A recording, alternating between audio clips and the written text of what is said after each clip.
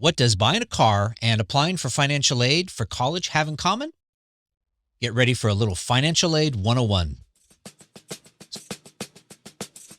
You're listening to Future Proof Kids, the guidebook for designing your child's future.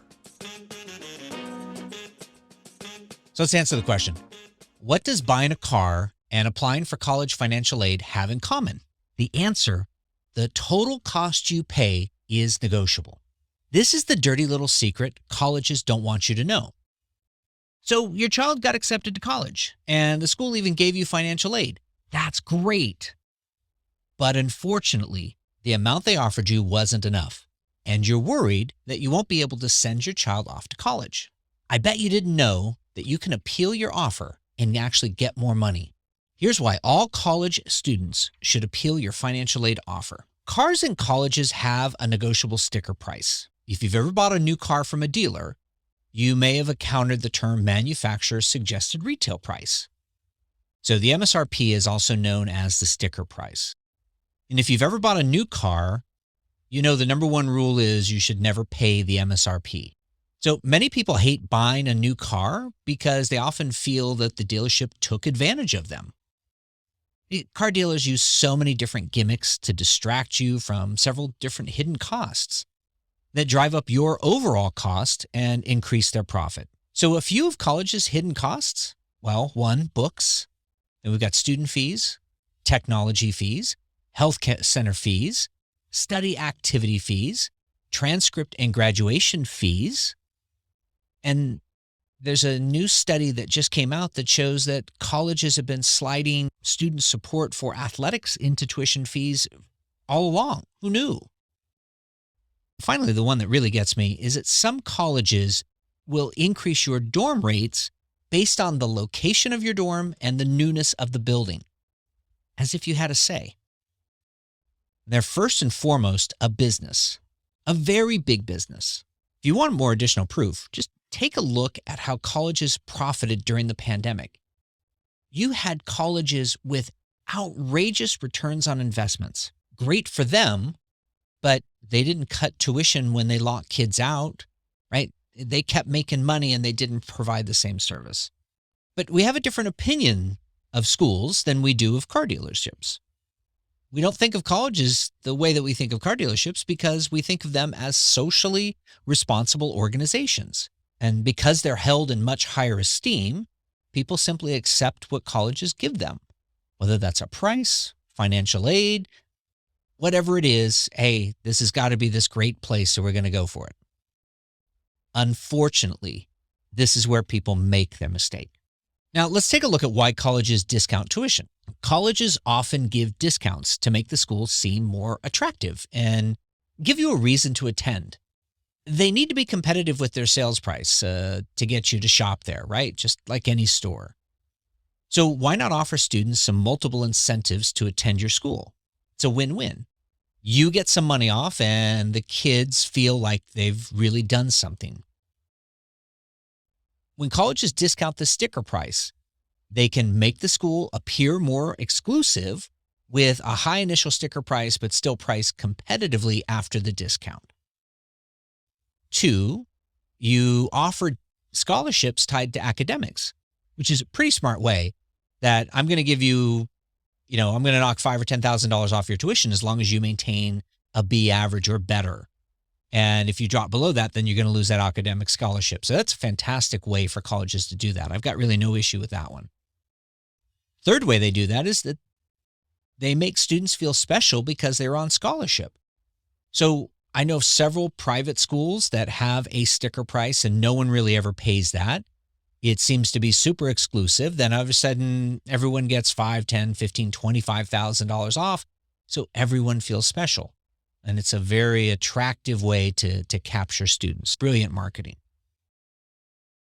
This system works for colleges because most students will take what is given.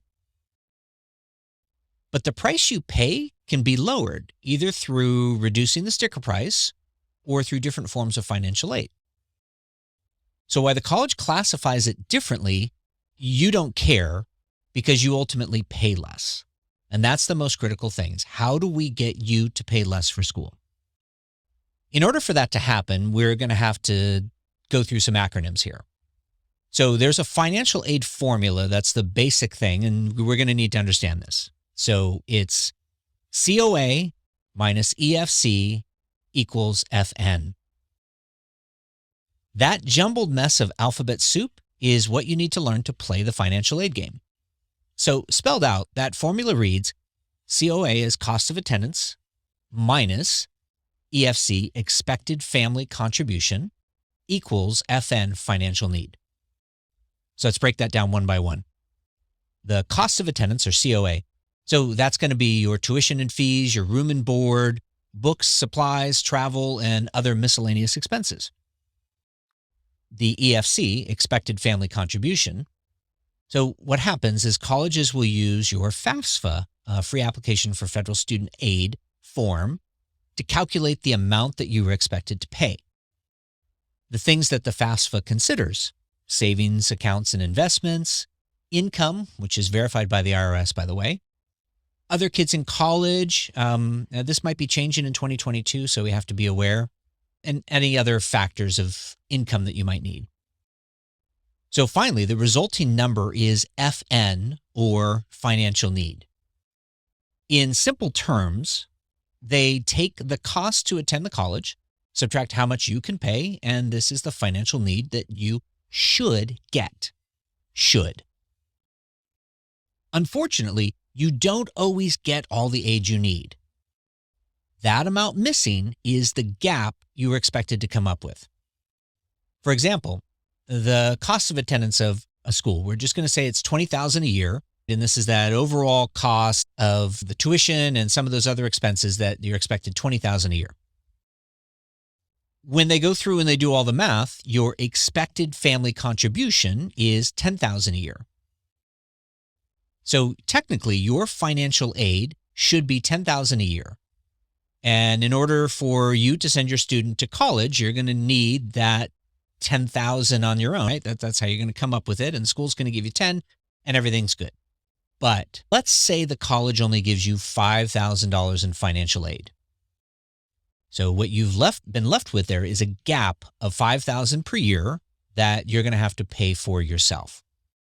So got $20,000, you can cover 10. You're hoping the school's going to cover 10.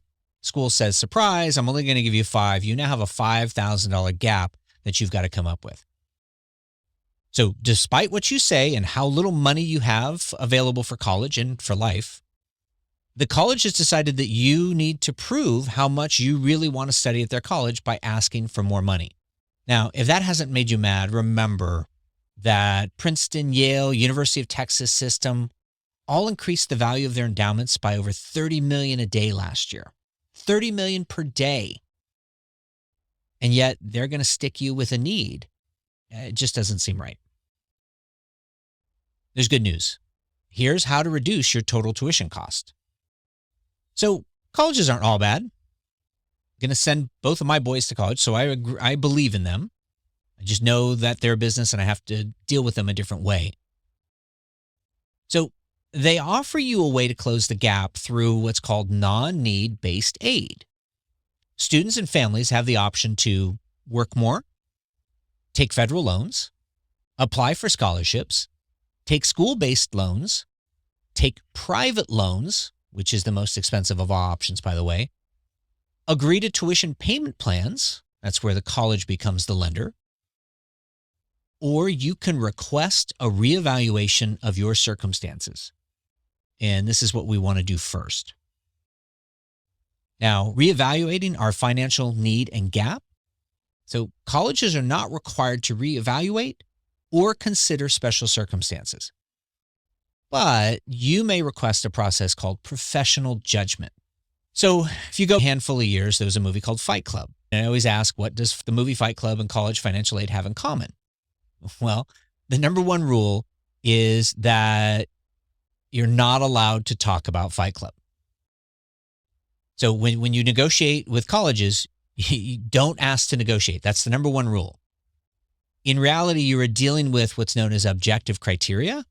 And according to the universities, these are not negotiable.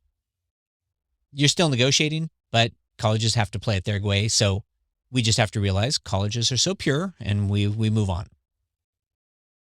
Now, for us to figure out what sort of aid, we have to recognize that there are two categories of financial aid. And the mistake that many parents make when dealing with financial aid is going to the wrong office. So if you have a student with excellent grades and test scores, you turn to the admissions office for money.